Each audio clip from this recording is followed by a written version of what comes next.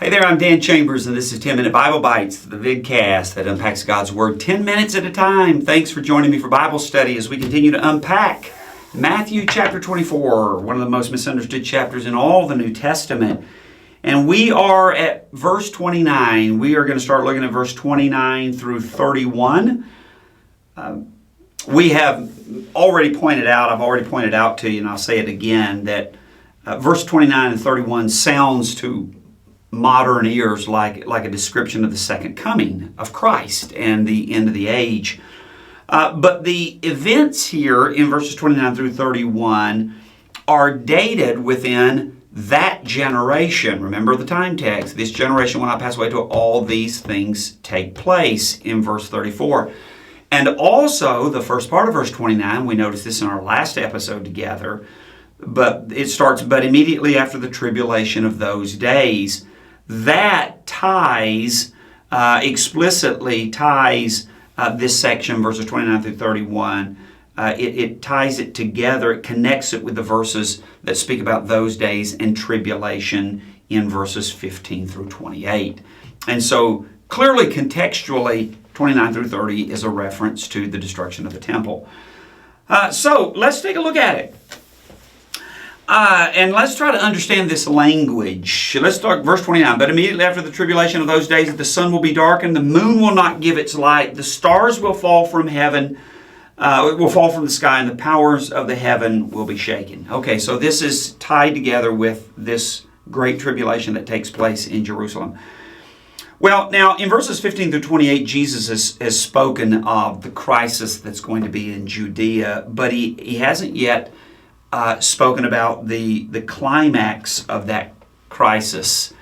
And the climax of that crisis is really answering the original question of the disciples after he said the temple is going to be bulldozed, it's going to be completely destroyed. And they said, when is this going to happen? And so it's natural now to expect Jesus, after he talks about this coming tribulation, this Roman army coming to Jerusalem, it's natural to expect him to complete his answer by specifically mentioning the temple's fate. And that's what's happening here in verses 29 through 31. This is the climax of this tribulation, the destruction of the temple, the original question that his disciples asked. Okay, that language there in verse 29, sun's is going to be dark and moon not give its light, stars are going to fall from heaven. What we need to understand is that's just good Old Testament metaphorical language of God coming in judgment. That's all it means. I want to show you some passages. You can write these down later on. You can transfer them to the margin of your text right here beside verse 29, which is what I would highly recommend. But because we don't have a lot of time, let's just take a look at it real quick. Isaiah chapter 13. In Isaiah chapter 13, if you'll get there and look down at about verse 10 and 11, this is a description of the fall of Babylon.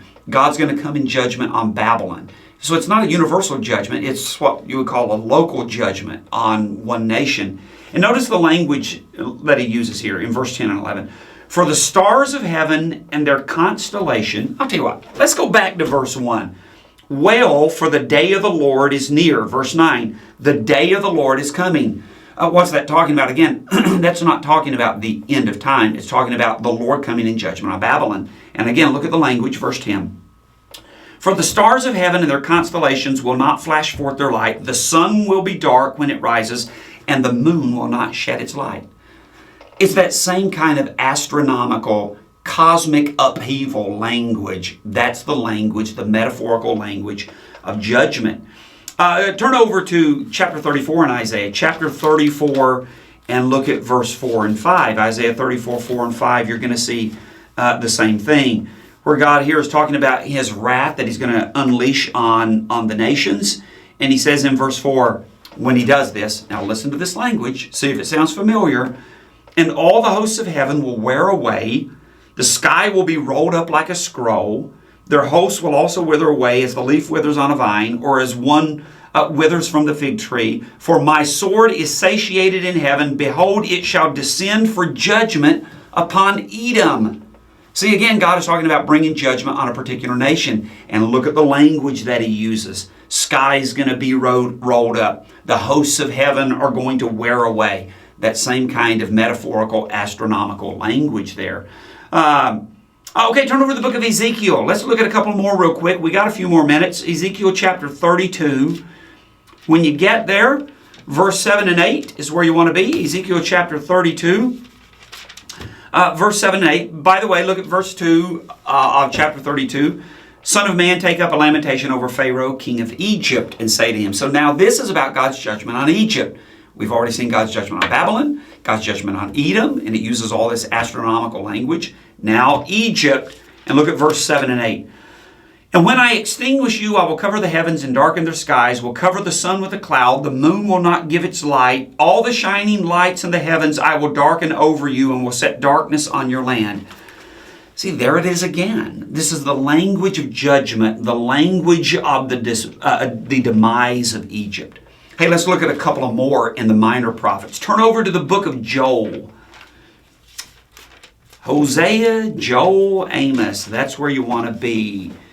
The book of Joel, chapter 2. When you get there, look down at about verse 10.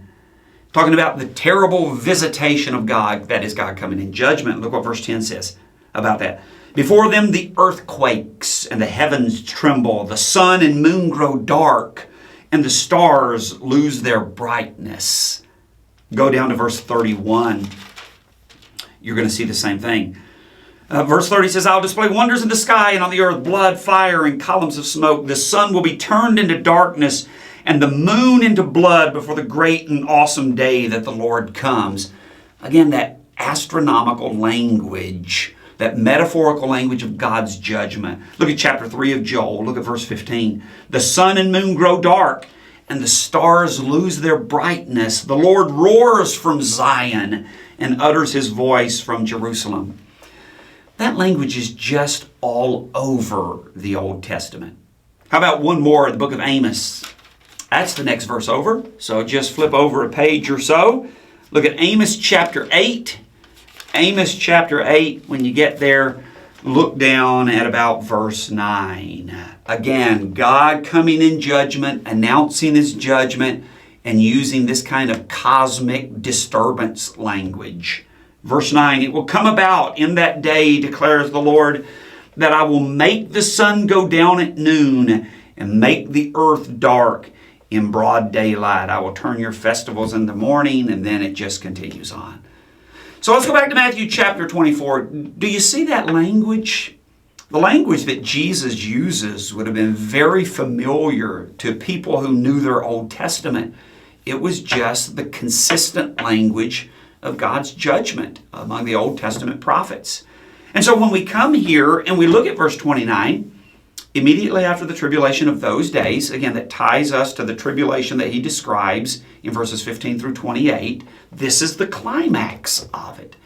The climax of it is God is coming in judgment. The destruction of the temple is an act of God's judgment on the Jewish nation. God is coming in judgment at that time. Now let's look at verse 30. In verse 30 we read, this is the New American Standard, and then the sign of the Son of Man will appear in the sky, and then all the tribes of the earth will mourn, and they will see the Son of Man coming on the clouds with power and great glory. Okay, wow. Now, that verse, I don't know how you can understand it in any other way, someone says, other than understanding it as the second coming of Jesus Christ. Well, if you look at it in isolation from everyone else, I can certainly see why you would think that. But again, you can't look at it in isolation. You have to look at it in context. And as we've already said, the time text in verse 34 ties it. It explicitly dates it to that generation. And then, of course, verse 29 again, immediately after the tribulation of those days. The word tribulation in those days ties it to what Jesus said was talking about in verses 15 through 28. And so you can't just look at verse 30 in isolation. And so the question is, I get verse 29. We see the Old Testament language of judgment. Okay, I'm anxious to hear about verse 30. I am too. But that's going to have to wait for the next episode. Thanks for joining me in this Bible study. I'll see you next time on 10 Minute Bible Bites.